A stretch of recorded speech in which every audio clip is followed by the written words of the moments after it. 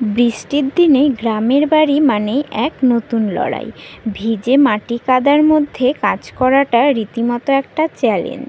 আর এই বৃষ্টির দিনে উঠোনের মাটি ভিজে শ্যাওলা পড়ে পুরো একাকার অবস্থা হয়ে থাকে। আর এই উঠোন ঝাড়ু দেওয়াটা একটা যুদ্ধের সমান বলে মনে হয়। বৃষ্টির এই ভেজা স্যাঁতস্যাঁতে পরিবেশে ঘরবাড়ি পরিষ্কার করে রাখাটাও কিন্তু খুব কঠিন, বিশেষ করে গ্রামের কাঁচা ঘরবাড়িগুলিকে।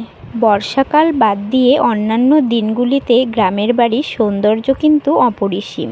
আবার বর্ষাকালের এই শ্যাওলা পড়ে যাওয়া ঘরবাড়িগুলিকে আবার আগের অবস্থায় ফিরিয়ে আনতে কিন্তু দ্বিগুণ কষ্ট করতে হয়। আমাদের এখানে তো দুদিন থেকে খুব সুন্দর রোদ্দুর উঠছিল, কিন্তু গতকালকে বিকেলে এত পরিমাণে বৃষ্টি হয়েছে যে শুকনো ঘরবাড়িগুলো আবারও ভিজে গেছে।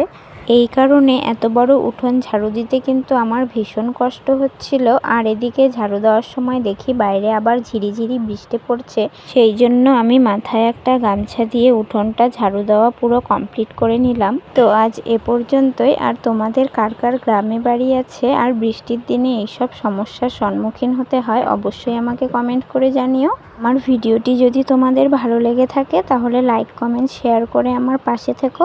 আবার দেখা হবে অন্য কোনো ভিডিওতে। তো এখনকার মতন টাটা।